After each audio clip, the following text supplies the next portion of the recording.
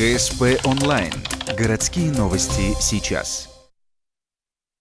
Снова с победой вернулся в Ухту пауэрлифтер Валерий Акентьев. Ближе к концу апреля он побывал в городе Долгопрудный.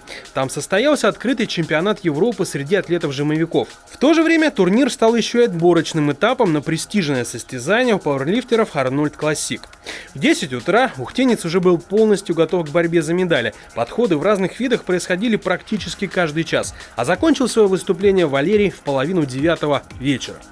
Я в последнем движении уже, так сказать, я уже почувствовал усталость, там, сонливость, сон, уже спать пора маленьким детям, да. Я выхожу, ставлю там рекорд, выполняю норматив мастера спорта международного класса, жму там 232,5.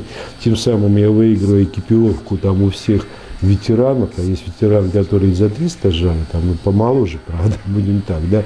Среди соперников пауэрлифтера были представители не только России, но и Пакистана, Индии, Прибалтики, ближнего зарубежья. Валерий выступал в более чем 5 видах жима. По итогу 7 мировых, 8 европейских и столько же российских рекордов. Как отмечает сам спортсмен, самым важным в поездке было испытание на умение концентрироваться. Согласитесь, не каждый сможет выдержать такой темп.